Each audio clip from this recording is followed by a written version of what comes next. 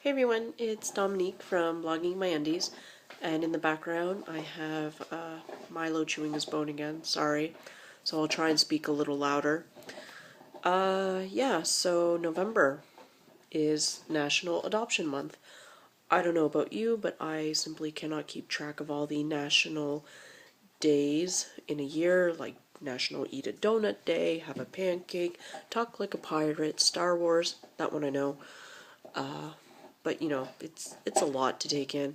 I didn't even know there was a month designated to raising awareness about adoption and fostering, but I figured I would do a video about it. Not just because we've constantly adopted several animals. We have 4 cats in Canada, staying with my mother-in-law, and we have now 2 dogs, and prior to Blue dying, so technically we've adopted 3.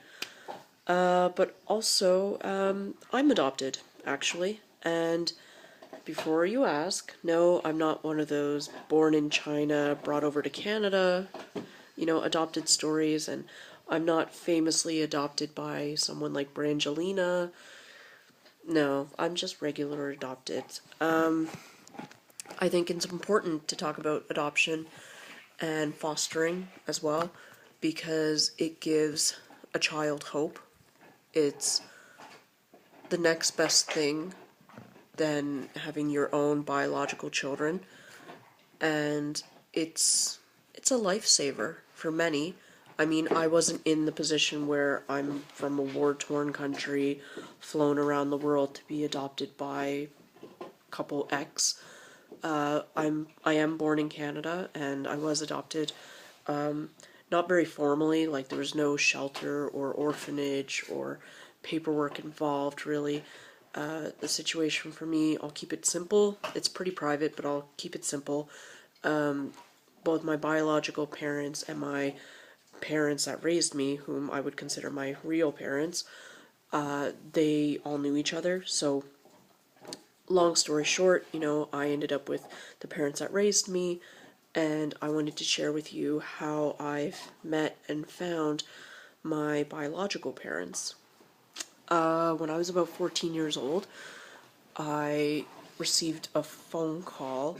Actually, my mom sat me down and she said she wanted to talk to me, and she said, your biological father, we'll call him Jim, Jim wants to talk to you on the phone. How do you feel?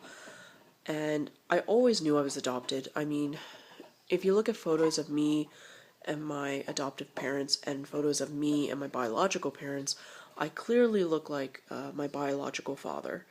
I do have Asian on both sides, both adopted and biological.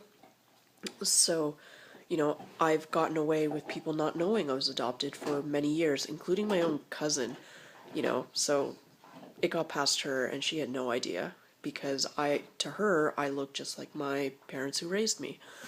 So, anyway, I chatted with my birth father, Jim, we chatted a few times, and then we decided that when I'm older, I would fly to China. So we talked every now and again. He was visiting Canada on a work trip, so we just chatted on the phone, because obviously it's a lot cheaper, to call within your own country as opposed to calling long distance usually. So our relationship was pretty good, and when I was 20, we decided that I would I would go visit Jim in China. And this was my big first solo trip. I mean, my parents weren't coming with me, my brother wasn't coming with me. I was just totally going from Canada to the US, and then from the US to Hong Kong, completely solo. And I just had a boyfriend, Hubster, funny enough, and we had just met, and it was more or less, I'm going to China in a couple weeks, see you when I get back, and that was cool. And we had a great time, but we also fought a lot, so we're not exactly like the best of friends, like some parents and kids are. And then the following year we tried again. I went back to China for another trip, and we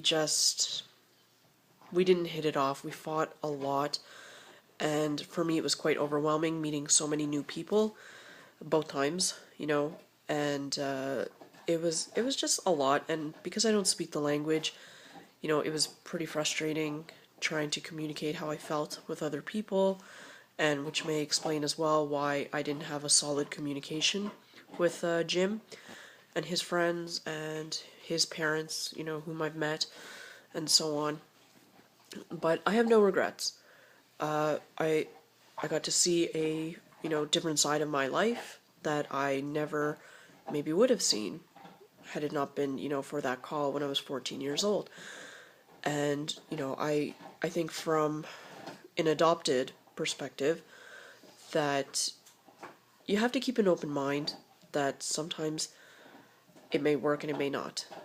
And with my biological mom, once I got Facebook, I was graduated from high school. I don't think I had Facebook in high school, thank goodness.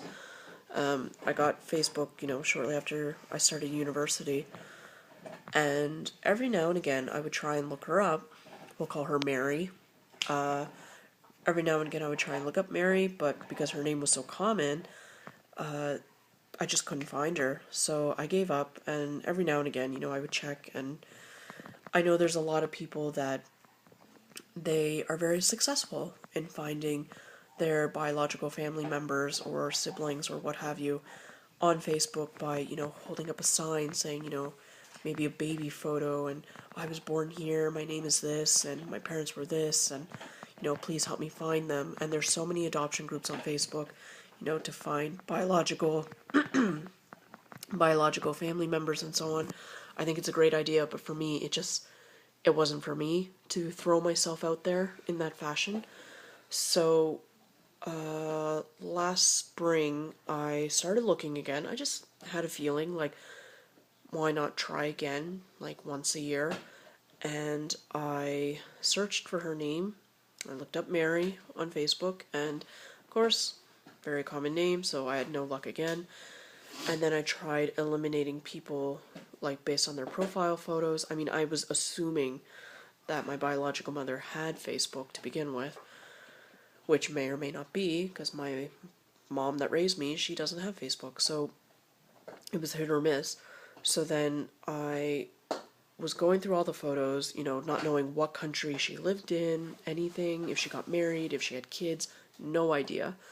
And while I was scrolling through files, what I did was I eliminated mentally all the Marys that had a really young profile photo. I'm not saying that Mary's old, I'm just saying that, Mary is definitely not a 12-year-old. So I just went through and also eliminated the Marys that maybe looked way too old to be, my birth mom. And then I got the idea, again, not wanting to search adoption groups because I'm not a member of any of them, and not wanting to, make a poster board or anything like that. What I did was I looked up her name that I knew, Mary so-and-so, and the university that she graduated from. From there, I got an Asian name.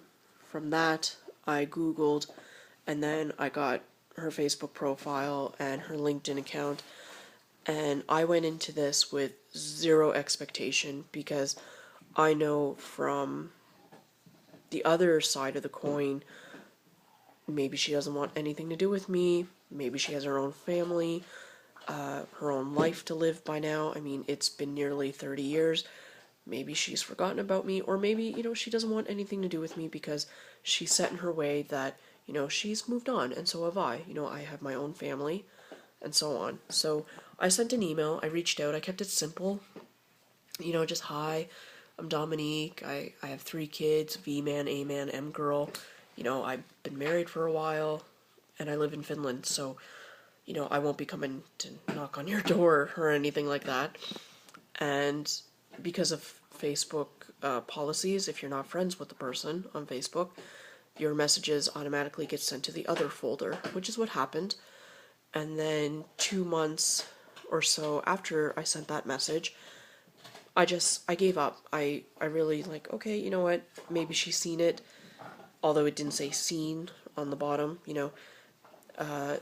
maybe she just saw my name and just decided not to, you know, be my Facebook friend or to respond to my message, because I just said, I just want to be friends and see where it goes from there.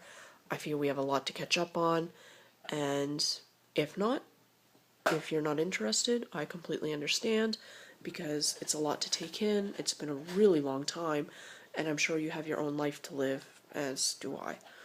So again, zero expectations, and it was a good thing. In the end, 2 months after, I was supposed to go to a baby shower for a couple friends, and I ended up not going, partly because the V-Man was getting tube surgery the next day, and also because she wrote back. She saw my message, and from there on, we've been getting quite close, getting to know each other, exchanging presents and photos and stuff every now and again. So it's been really good, and I'm really fortunate that it worked out the way it did. If it didn't work out this way, and she just said, I'm not interested, I would have had to respect that, because it's not for everybody. And once you're, quite settled in your lifestyle that you have, whether you have 5 cats, 3 kids, 49 dogs, it's your life, and so much time has gone by, and whatever the circumstance was that I was, adopted by this other parents, I appreciate it either way. Like, I appreciate the fact that she wasn't able to care for me at the time, and she had, her degree and so on to deal with, and other personal issues, whatever they may have been. But at the same time, I also appreciate the parents that did raise me and made me who I am today. So, happy Adoption Month to you, if it applies or not. Thanks so much for watching. Have a great day. Bye.